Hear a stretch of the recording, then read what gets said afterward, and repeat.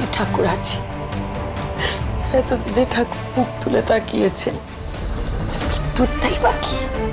মাথায় একটু বুদ্ধি নেই, কোথায় আগে থেকে জানাবে যে মা এবার সোনার ডিম পাড়া হাঁস ধরেছি, তা নয়।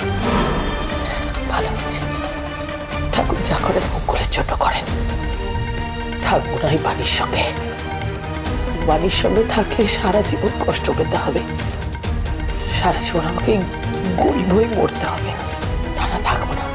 তাও যদি ধনপতি নিজের মেয়ে হতো, কোথা থেকে ওর একটা কুড়িয়ে পাওয়া মেয়ে। বাণীকে যে আমি কুড়িয়ে পেয়েছি এ কথা তুমি ওকে কোনোদিন বলবে না। কথা দাও দিদি, তুমি আমাকে কথা দাও। ভাববো না আমি আর।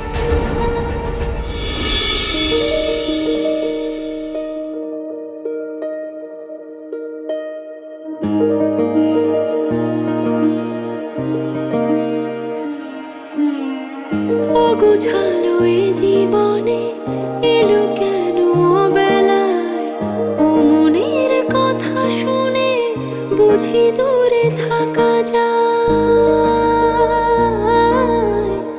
তোমারই তো পথ চেয়ে আমারও হিয়া।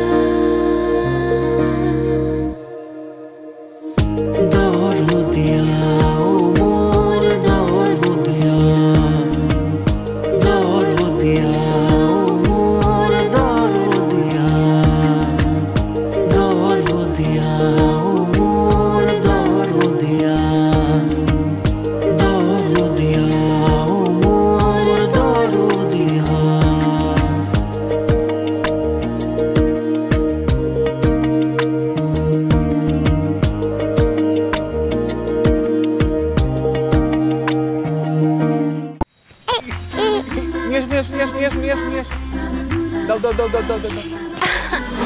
আন্টি তুমিও খেলবে? খেলো না আমাদের সাথে। না, খেলো। বলটা নিলে কেন? দাও না, তুমি আর খেলবে না। অনেকক্ষণ খেলেছো, এখন তুমি আমার সঙ্গে বেরোবে। মুলি, এখন তো আমি তোমার সঙ্গে বেরোতে পারবো না, অফিসে যেতে হবে। তোমার যদি বেরোতে হয় তুমি একটা কাজ করো, তুমি একটা গাড়ি নিয়ে বেরিয়ে পড়ো, তবে নিজে ড্রাইভ করো না, ড্রাইভার নিজেও। সব ড্রাইভার্সরা তো ব্যস্ত, একজন ড্যাডের গাড়ি নিয়ে বেরিয়েছে আর বাকিরা ছুটিতে আছে। আর অ্যাক্সিডেন্টের পর থেকে আমার গাড়িতে হাত দিতে ভয় করছে।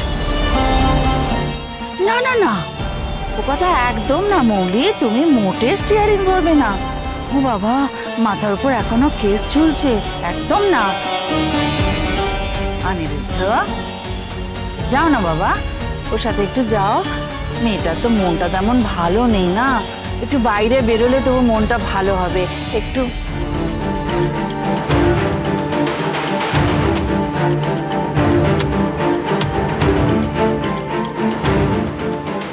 গেলে অবশ্য একদিকে ভালো, সেই সুযোগে মৌলিকে সবটা বলে দেবো। ঠাম্মিকে বেশি ভরসা করতে পারিনি আমি।